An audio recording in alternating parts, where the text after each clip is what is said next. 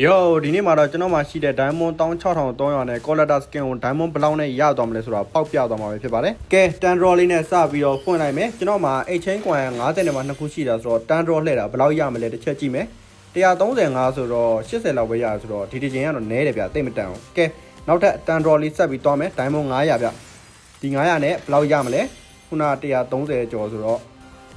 အလုကက်လေးတော့ပေါက်တယ်130ကျော်ဆို100လောက်ရတယ်မဆိုးဘူးဗျ။ချိန်တိုင်း100လေးရသွားရင်မဆိုးဘူး။ Diamond သုံးထားတဲ့အတွက်ရတဲ့တော်လေးတွေတွားယူမယ်။တော်လေးတွေနဲ့ Diamond နဲ့ပေါင်းပြီးတော့တဲ့မယ်။ Tan Draw ပဲတဲ့မယ်။ 1 Draw ကတိတ်ပြီးတော့မတန်ဘူးဆိုတော့ Tan Draw ပဲတီးမယ်ဗျာ။ Diamond 150သုံးမလားသုံးတာပေါ့။ကဲ Tan Draw ဒါနဲ့ဆိုရင်ကရီနာလေးတော့ပေါက်တယ်။ကရီနာလေးကဘယ်လောက်ရလဲ36ခုဆိုတော့ဆိုးတော့မဆိုးပါဘူး။ဒီချိန်နဲ့တန်တယ်လို့ပြောရမှာနော်။ကဲဘာမှအချိန်ကြာကြီးဆွဲမနေတော့ဘူး။လာသန်း Tan Draw ထပ်ပြီးတီးမယ်။ဒီ Tan Draw ရောဘယ်လောက်ရသွားမလဲပွိုင်းလေးဒီချိန်ကတော့မတန်ဘူးဗျာနော်ဟိုမှာ20လေးတစ်ခုပဲပါတယ်ဆိုတော့ဘယ်လောက်ရမလဲ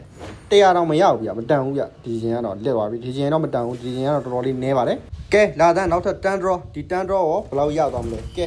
show မယ်ဗျာ Tan Draw point 100ကျော်တော့ပေးကွာဟာရောက်ဘာတော့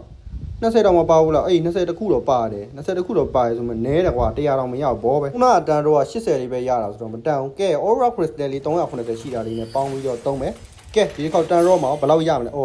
Zuki Boy ဟဲ့အောင်စက်ကင်ဘယ်နှခုတော့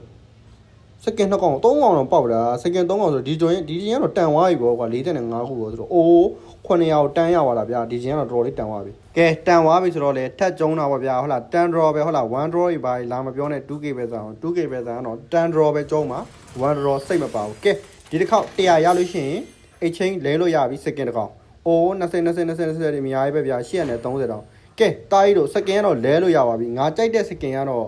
ငါမလဲရဘူးပေါ့နော်မင်းတို့ဘယ်စကင်လဲစီခြင်းလဲပြောခဲ့